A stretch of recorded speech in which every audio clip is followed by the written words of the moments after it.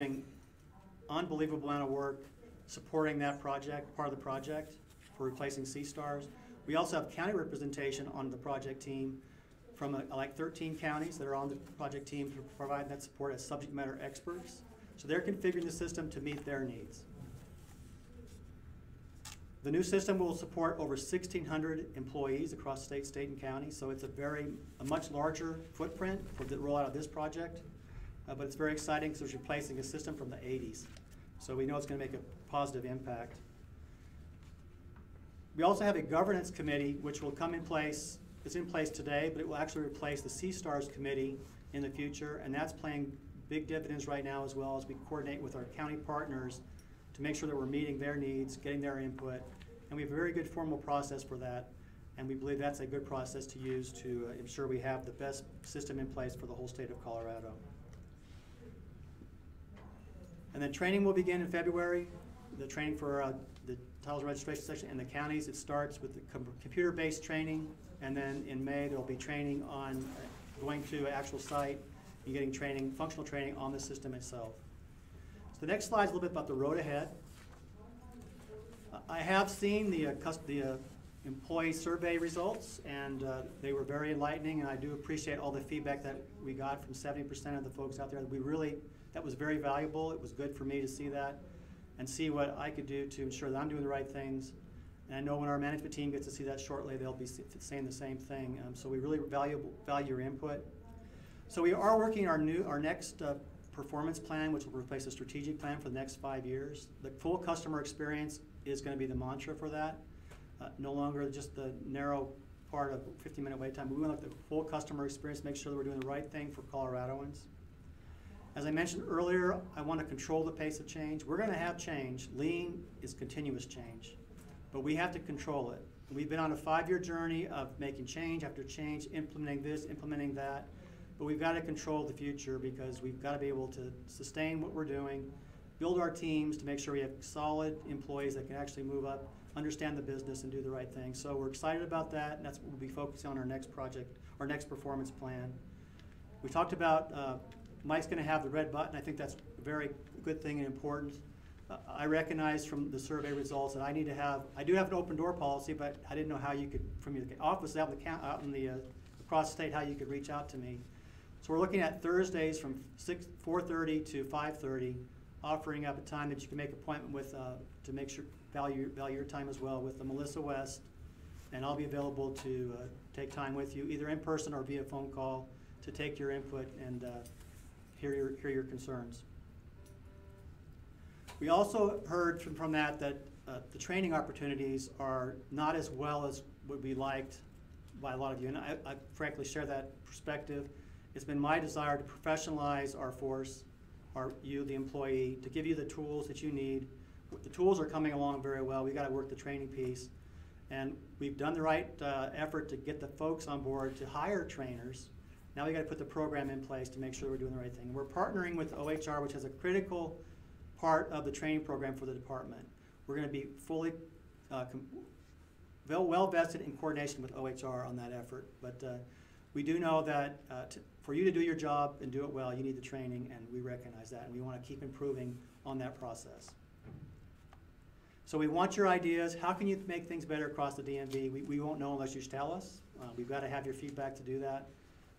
I can tell you that there are great things happening in the DMV. It's a great time to be in the DMV, and you're making a positive change for not only for now but for the future of Colorado. And I can tell you, compared to other states, we're performing extremely well. So thank you for all that again. I wish everybody a Merry Christmas and a Happy New Year. And I'm going to be followed with a slide that we'll show, I think, afterwards, which gives you a way to actually provide a link to provide input for making change or providing recommended changes. So with that, I'll pass it off to Brent. 7 months, and as Mike Hartman mentioned, prior to that, I was in the with our facilities coming out of holdover is Aurora. That's a large office, and we recently renewed that lease, and we will begin construction in the next few weeks to rehab that facility, which again is much needed. Last year, we were appropriated funds to make expansions and improvements at 3 of our facilities, Colorado Springs being the most significant, adding over 3,000 square feet down there. North Glen was approved for improvements. We're still working through some issues with North Glen and hope to have a solution soon. Fort Morgan, we were approved for a new facility up in Fort Morgan. That facility was very old. So we are making improvements, and when we renew these leases, of course, we can make additional improvements, adding security cameras, setting up our ideal office flow to improve efficiency. If you could go to the next slide. I know I'm running out of time, so I'm going to try to cover my next slide so that you can ask some questions. So customer service improvements, you've heard that by both Mike Hartman and Mike Dixon. Measuring the full experience, we have significant data. We're able to track how long it takes to perform any type of transaction, whether it's a renewal or a reinstatement, and then we can make some decisions on how we can improve the offices. One example, by analyzing the office workload at various offices, we've been able to adjust our workforce and send some employees to offices that are understaffed based on their workload from other offices that perhaps had a few more employees than they needed. We've improved our hiring process. We are able to get employees hired pretty darn quick relative to the processes a little over a year ago.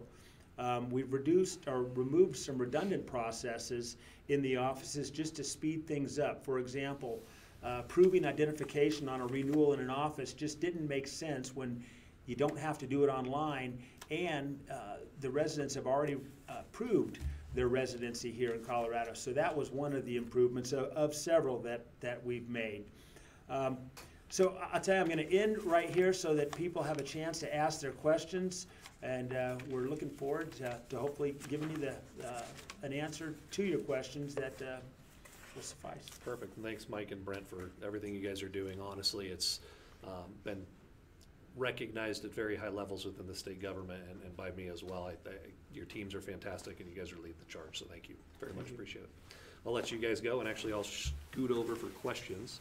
I know we had a few come in before today, and that we've had several come in during the conversation as well, so happy to address those. Lynn, who's going to give me the questions? Lynn will. Perfect. Go for it. Sure. So the first one we have is around the third option for gender on a driver license. Sure. And I know you've gotten that question before, so this particular employee was just wondering if there was any update on that. And then the second part is how can that employee get involved in any of work groups or anything that might be going on around? Sure, great question. So I am actually going to defer to Mike Dixon in terms of the best way to get involved, but we will follow up and make sure that we get you that information.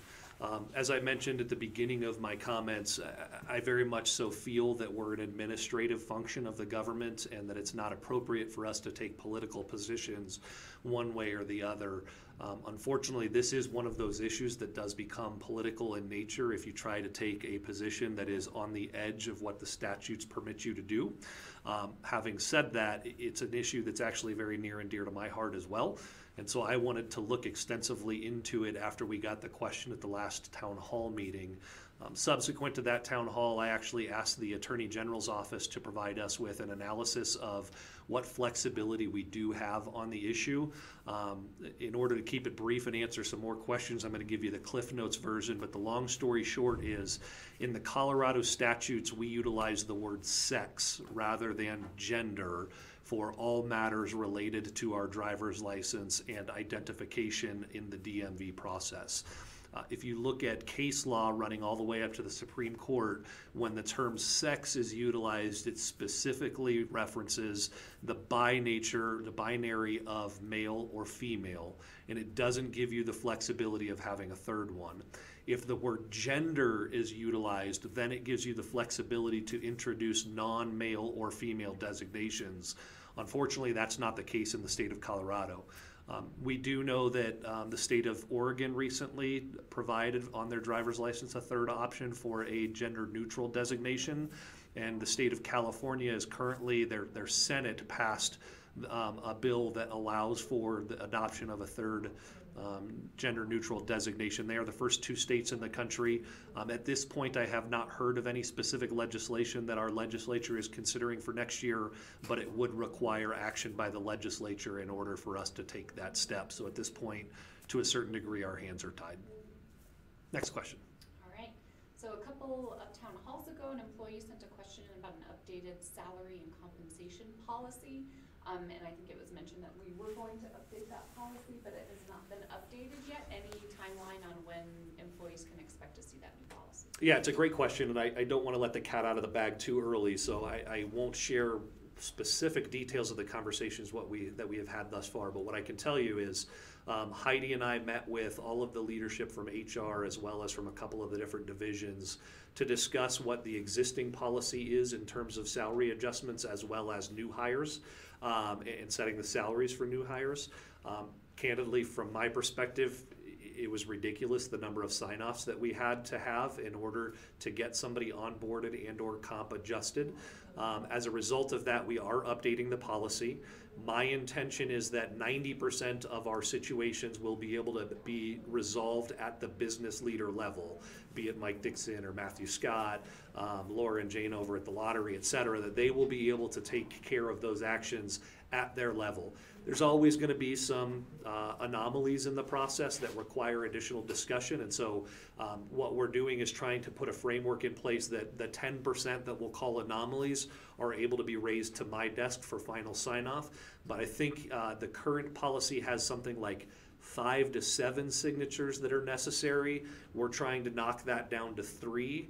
As part of that, the business leaders are going to be responsible for their budgets and making sure that they are keeping a close eye on salary to make sure that we're not running into compression issues, but also to make sure that we're not overspending what our budget allocation is.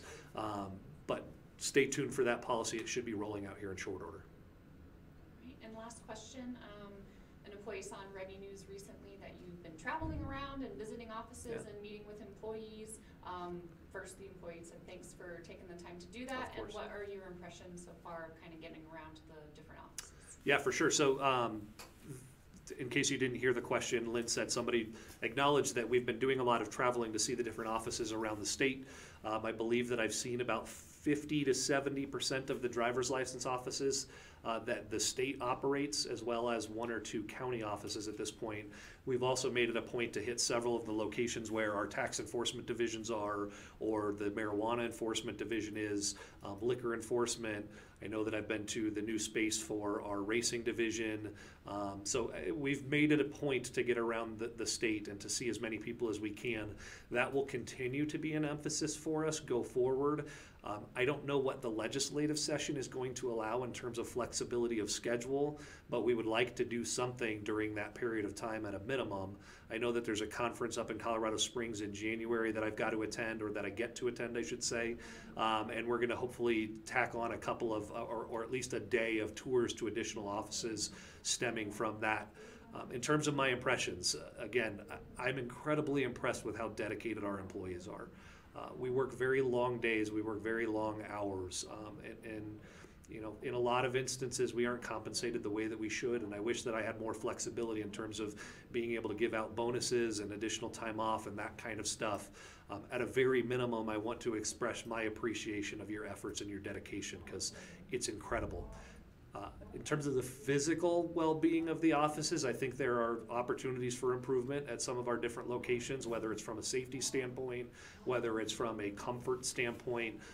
We've been in direct communication with Mike and his team, with Rick coming on board as the new Chief Administrative Officer. He manages the facilities group, and we'll be actively involved in those discussions as well. We're working on it. We want to make it as comfortable and enjoyable experience for our employees as we possibly can. I've been really impressed with a lot of the facilities. Westgate in particular is incredible. I think this is our model office in terms of space and in terms of finishes, certainly in terms of signage, and that's what I'd like to see us move towards. But I've been impressed overall, with acknowledgement that there's opportunities for improvement, and I think that's true of just about anything. Any other? Perfect. If you didn't get your question answered, and or if you didn't ask a question that you come up with later, please don't hesitate to email me directly. There are employees out there who have done so, and I've engaged in back and forth over email with them with my thoughts on the topics of their concern in a very candid manner. I'm a big believer that there's no such thing as an inappropriate question, only an inappropriate answer. So I reserve the right to say that I can't answer your question for XYZ reason, but I'll always do my best to give you as much information as I possibly can. Thank you for taking the time to listen in. Thank you for engaging with us in the dialogue, and thank you for everything you do on a daily basis. It makes a difference to the residents of Colorado, and for that I'm grateful, so I appreciate it. Thank you. Have a great day. We lost our webcasting software, right? We missed 5 minutes of you, so we'll just Okay. upload the video to YouTube. It'll just be a little No problem. choppy. Sorry about that. That happens, no You problem know at what all. I did? I did knock on wood. I went over, I'm like, people are raving, they're like, the audio's great and everything's really fine. I told